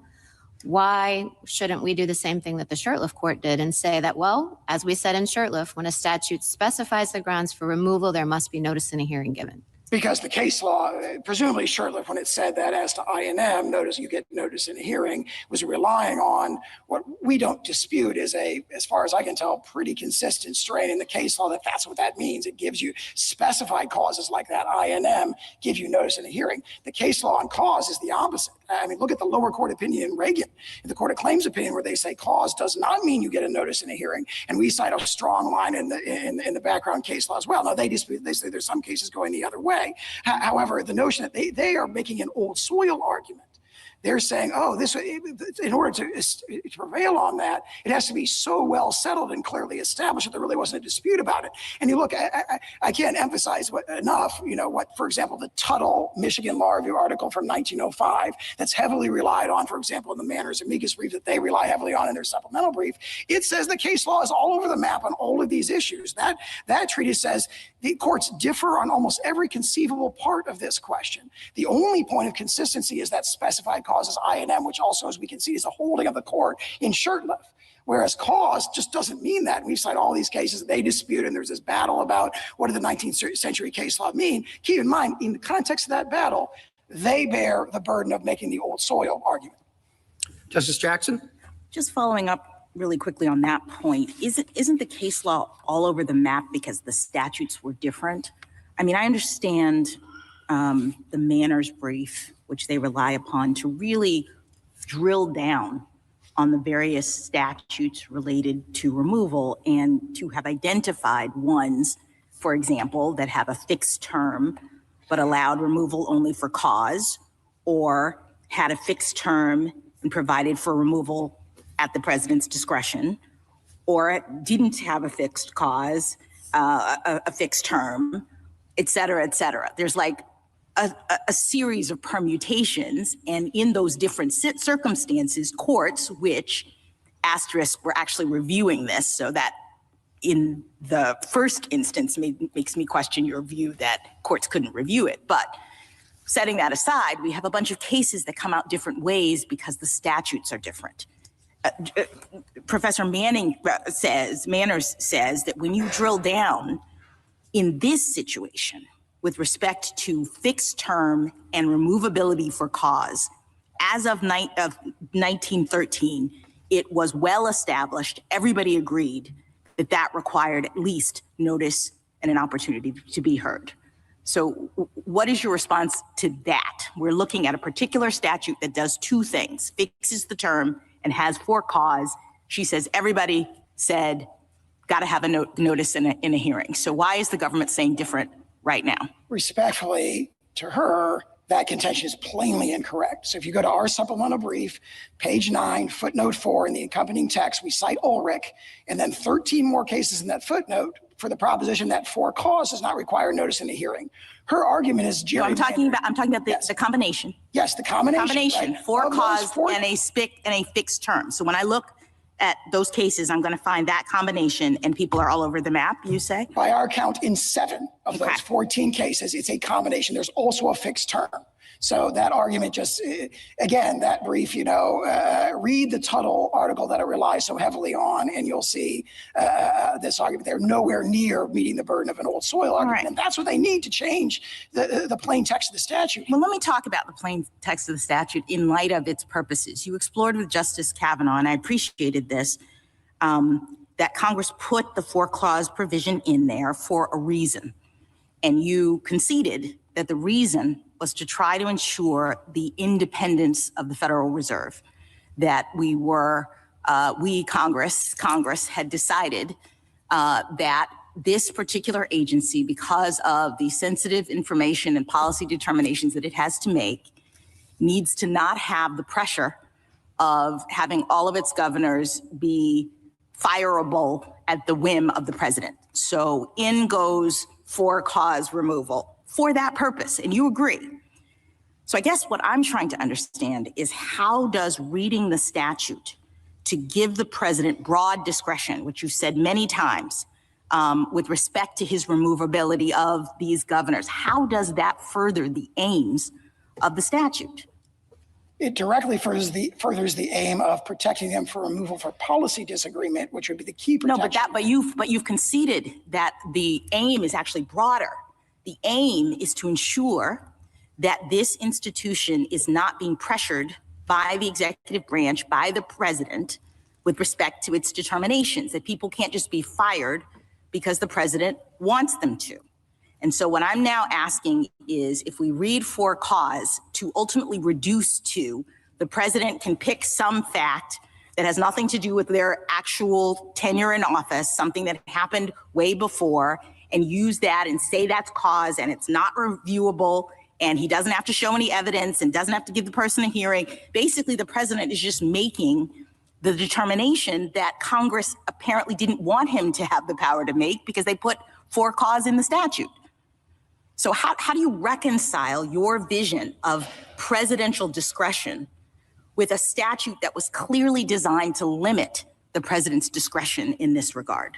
It was designed to limit the president's discretion just as far as the plain text of the statute goes. The statute was a hard-fought compromise between two influential and insistent camps, as Justice Alito recently wrote.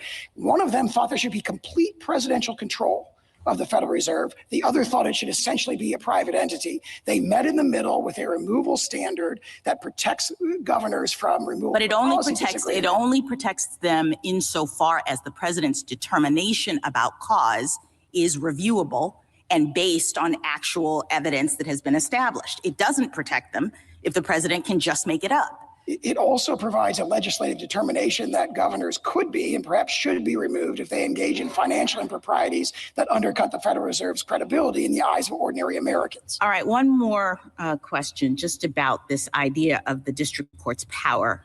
You've talked a lot about mandamus being the remedy, but as I read the cases in the law, mandamus was the remedy for courts of law that were being asked to reinstate removed officers. And this was back at a time in which courts of law and courts of equity were separate.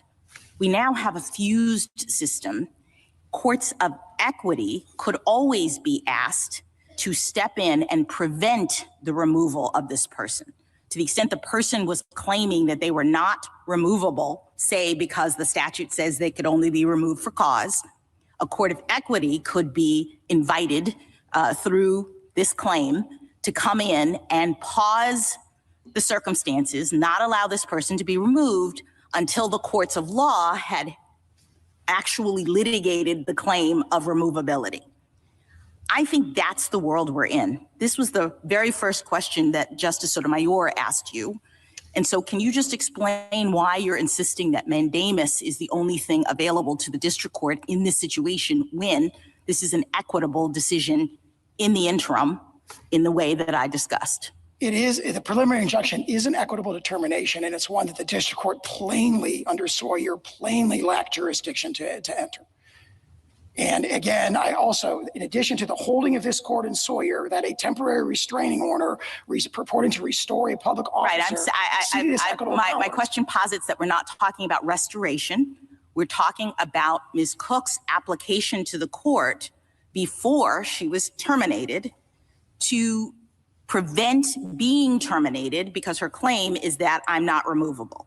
That's an equitable determination. It's being made in the interim. She's not yet been removed because the court prevented that with its preliminary injunction. Courts of equity did that all the time. So I don't understand why you're saying it's inappropriate for that to be done now. Sawyer, in addition to that, as I alluded to before, there's this strong tradition of recognizing the president's authority to engage in suspensory removals pending the final determination. And that alone is enough to point out that there's no power to do the preliminary injunction that was entered here. Thank you. Thank you, General. Mr. Clement? Mr. Chief Justice, and may it please the court. The Federal Reserve is a uniquely structured entity with a distinct historical tradition. Part of that historical tradition is an unbroken history going back to its founding in 1913, in which no president, from Woodrow Wilson to Joseph Biden, has ever even tried to remove a governor for cause, despite the ever-present temptation for lower rates and easier money. Even in this case, the president recognizes the unique status of the Fed by neither arguing that the removal restriction is unconstitutional, nor asserting the ability to remove a Fed governor without cause. But despite that recognition, the sum total of the Solicitor General's arguments would reduce the removal restriction in this unique institution to something that could only be recognized as at-will employment. No procedural due process before removal, no judicial review after removal, no preliminary injunction to preserve the status quo, and a conception of cause so capacious that apparent misconduct or gross negligence suffices. That makes no sense. There's no rational reason to go through all the trouble of creating this unique quasi-private entity that is exempt from everything from the appropriations process to the civil service laws just to give it a removal restriction that is as toothless as the president imagines. But if that removal restriction has real substantive and procedural bite, then this emergency application should be denied. There is simply no reason to abandon over 100 years of central bank independence on an emergency application on a preliminary record. I welcome the court's questions. But if there was such concern for independence, could the removal statute have been written, as others have been written, to require a hearing and review? So it could have been, Justice Thomas, in the realm of interpreting statutes, coulda, shoulda, woulda, right? But I think that you have to give faithful interpretation to what Congress actually did. And I think if you understand the original public meaning of for cause in either 1913 or 1935, I do not think it was as capacious as my friends suggest. I think it probably meant INM plus ineligibility. And in the context of the Fed in particular, it probably picked up Section 244, which prevents a federal governor from also serving as a director and an officer of a bank. So if there were a Fed governor that insisted on being a director of Chase Manhattan, I think that would be removal for cause. And then on the context of the hearing, and I think Justice Kagan already alluded to this, but there are all these statutes about INM that don't mention a hearing, and there are many statutes that talk about cause and don't mention a hearing. Now, it's true that the NLRA, which was passed a month before, did specify a hearing. But I think it would be a mistaken statutory interpretation to make that one express reference to a hearing sort of disable all the other old soil arguments with respect to all the other institutions, where I think there's a very strong old soil argument that whether it's INM or for cause, that means that you get notice and an opportunity. With that said, what would the hearing look like, and what would the review look like? So I agree with General Sauer that the president would have a fair amount of discretion in how he or she wanted to fashion that hearing. I mean, one example we have historically is President Taft, and he sort of gave the removed officials the full Taft, and it was notice, opportunity for a hearing before an impartial tribunal that, you know, serendipitously included future Justice Frankfurter. And then so that's kind of the maximum that the president could give, but we're not suggesting that you need to give the full Taft. The president would have a lot of flexibility on that. I think you asked what the review would look like, and I think that actually sort of gets to the heart of where the president's incentives would be. I think the more process that the president provides, the less room there's going to be for judicial review and judicial second guessing of factual determinations. So if a president wants to give the full Taft, I think the scope for review of factual determinations by that kind of tribunal would be very narrow, but I do think there would be legal review. I'm not sure I understand exactly what you want a hearing for. If your argument is inadvertence, it doesn't seem to me that there's much you can say factually other than that. You can't say, well, this is why we did it and this is okay and all that. It's just an inadvertent mistake. Now, there obviously are a lot of legal questions to be addressed, but again, those are questions for the court, a court, and not the basis for a factual hearing. You don't have anything. You have one sentence to say. It was inadvertent mistake. Well, I mean, Mr. Chief Justice, I think in a case where the president's going to say that it's an inadvertent mistake is enough, and the potentially removed official is going to come in and say it was an inadvertent mistake, then you're right. I think the hearing's not going to matter that much. Now, in the real world where you have no precedent for this kind of removal, I think if there were notice and opportunity for a hearing, there might be an opportunity to not just present the factual evidence, but to also make the case. And given these particular facts about this particular inadvertent mistake, that isn't a basis for removal. Well, I think you're talking about the legal arguments, though. The arguments we're hearing today. I think that's right, Mr. Chief Justice, and I do think those could be made in a preliminary way in the process that was provided by the executive branch. But as I alluded to, I do think on the substantive question of what's for cause, there needs to be judicial review. And I think there needs to be judicial review of that question for all the reasons that were alluded to in the various colloquies. Because if there's no judicial review, then this is all kind of a joke. I mean, we can sit here and posit that, well, this would be for cause and that would be for cause, but none of it would matter because there'd be no judicial review. Well, on the question of what is for cause, what the district court held was that it must relate solely to in-office conduct.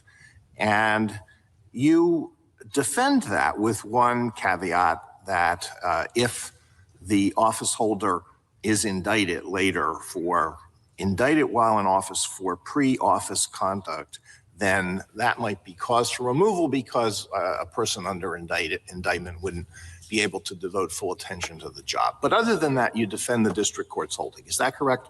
We do defend the district court's holding on that, and I would understand that is the rule for all the statutes that have INM. There's nothing when under a for-cause removal standard, there is no pre-office conduct that could constitute cause. That is my frontline response. I happen to have a backup argument, which is if you pick up the common law, then you would pick up. Well, let's take your frontline argument first and see how far you're willing to go. Suppose that the office holder was permitted to resign from a previous job under a non-disclosure agreement based on long and egregious pattern of sexual misconduct. That would not be for cause. That would not be cause for removal. So what I would say, Justice Alito, is I don't think that would be INM. And so if I'm going to stick to my frontline position, then that would not be for cause. It would certainly be a basis for impeachment. And I think in understanding why we've had INM for at least 90 years. All right, I understand your position. How about if after the person assumes office, videos are disclosed in which the office holder is expressing deep admiration for Hitler or for the Klan? I can only imagine where That these must be- typos are going to eventually go, Your Honor. Well, but- yeah, because No, your but position I'm going to leads stick to- with my position. Well, Of course, I'm going to all stick right. with my position. And I'm going to say that's an official that would be impeached in a heartbeat. And the fact that they would be impeached in a heartbeat is going to cause them to resign in half a heartbeat. And this has not proven a problem. I mean, for better or for worse, whatever you think of Humphrey's executor, we've had 90 years Mr. of... Clement, what's your backup argument? My backup... My backup argument is the common law standard. Justice Sotomayor alluded to it, which would be that there's a removal basis for an infamous crime of the kind that is disabling for public office. And, and at common law, it also required a conviction.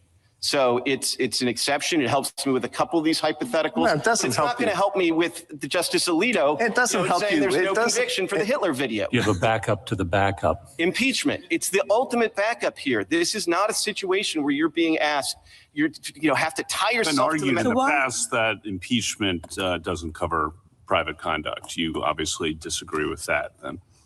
Well, I certainly see, but this actually kind of makes the point about judicial review, right? I mean, I'm not saying I agree with that, by the way. It's just been argued. right, but what I absolutely agree with is the Walter Nixon case says that there's no judicial review of the impeachment determination in the end.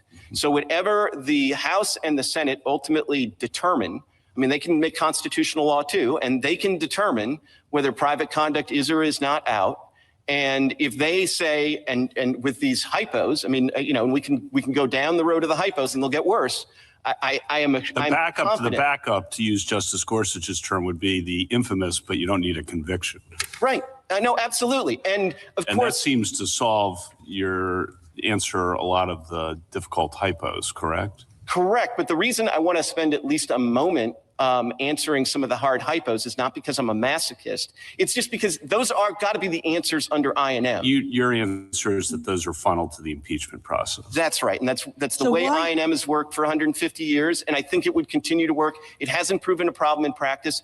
But I'm not resisting very hard the backup to the backup on that because I don't think we're close. And of course, look, all of these are hard questions, which is all of the reasons why it's kind of crazy to decide this on an emergency application. Yes, well, there are a million hard questions in this case, and it is an emergency application and very difficult.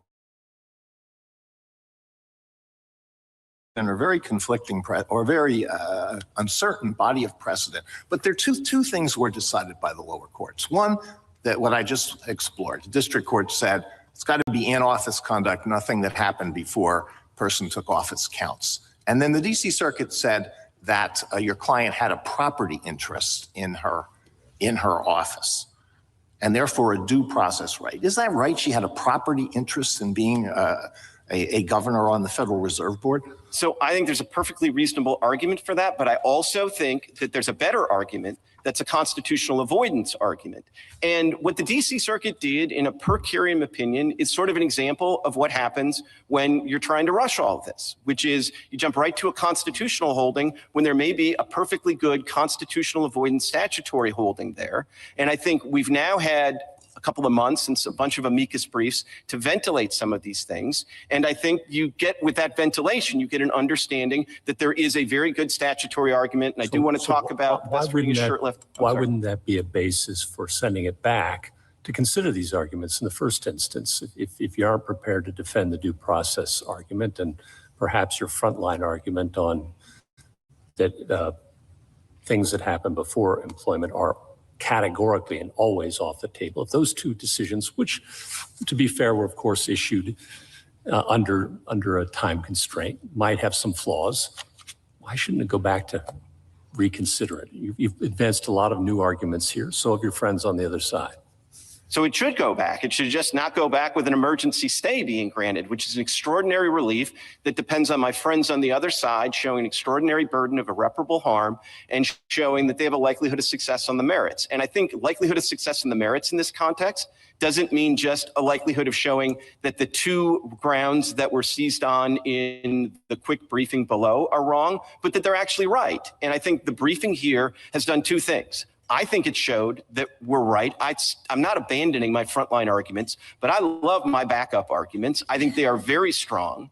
And I think it shows the sort of the problems that happen when you try to decide some of the most important issues of constitutional law in this kind of rushed way. Can I ask you about the mandamus question? Why isn't mandamus the appropriate avenue here? It is an appropriate avenue at the end of the case. Even at the end of the case, though, I think, and this is consistent with what Professor Bray says in his article, even at the end of the case, I don't think you have to leap to mandamus. I think you can have a declaratory judgment. Well, let's put the declaratory judgment issue aside, because we can talk about mandamus for a second.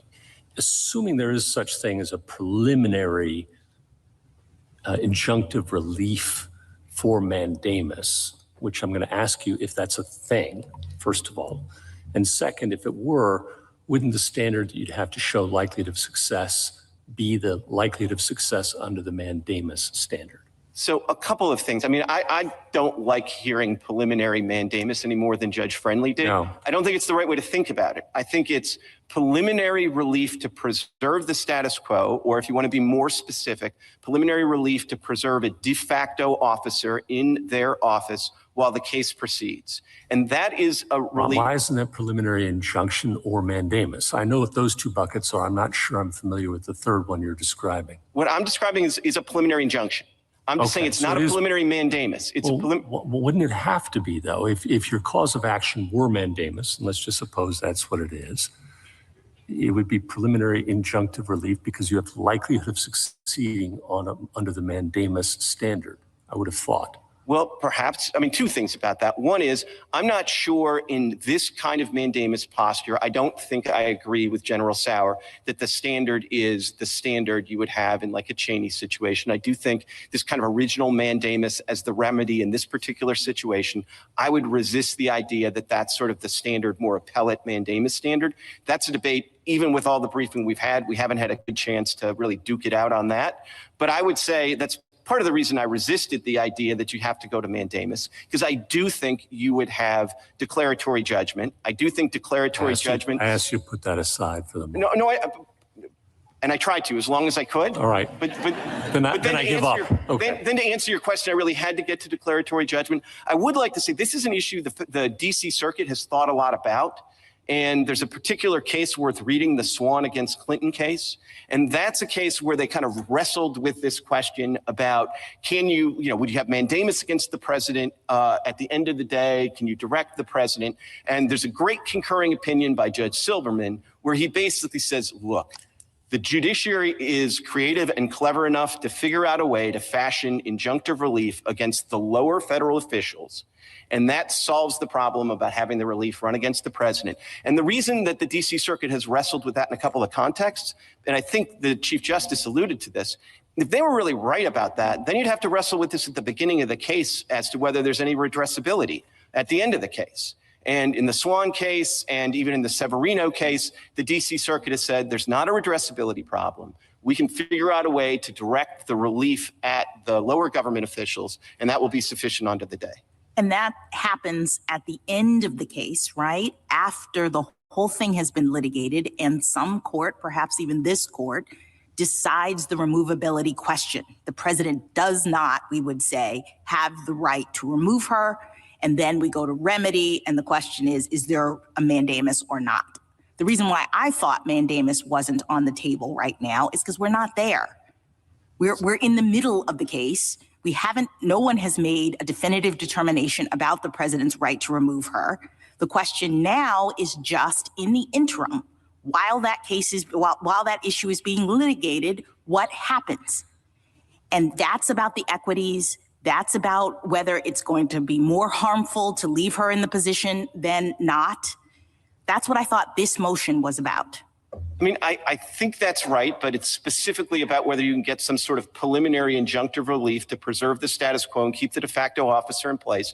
And I do take Justice Gorsuch's question, which is at the end of the rainbow, all there is mandamus, and you can't have mandamus against the president, then at this point, you'd say, what's your likelihood of success at the merits? And you would say, there's no likelihood of success in the merits. But I think, as I alluded to, even before that, you'd say, is there any redressability here? But wait, I'm sorry, why would that be a merits issue? You'd have no likelihood of success on the merits. You just have no remedy. You would win on the merits. The merits are that the president wasn't supposed to remove you.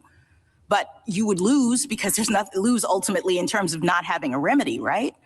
Well, I mean, you could draw the distinction that way. I think if you have no remedy at the end, you probably have the redressability problem at the front end, which is why the D.C. Circuit has addressed this on a number of bases. These are not emergency application decisions. These are decisions of the D.C. Circuit. They obviously don't bind this court, but they are the considered judgment of a court that's dealt with, with all the removals there have been, and there haven't been a lot of them, but with respect to other officers. So, I think that's pretty good authority. What would judicial review in this context look like? I mean, this is not a question about what the standard is.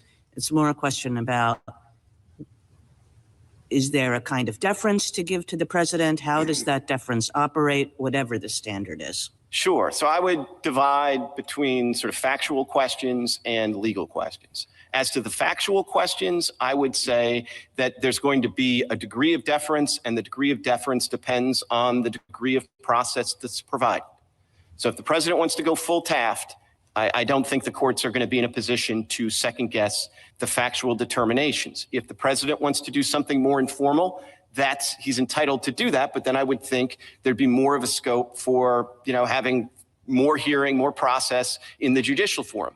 On the question, the legal question, I would say in a post-Loper world, there's no deference to the legal questions, and the courts are going to have to decide ultimately what are the boundaries, the metes and bounds of for cause. And the only other thing I would add is I think that you're going to want to erect meaningful standards of cause because, there's kind of two options here.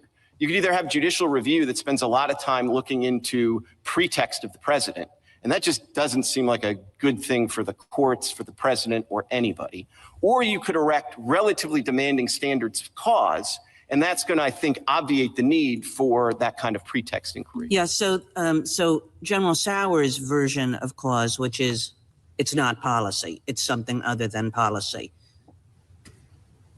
Why isn't that the backup to the backup to the backup?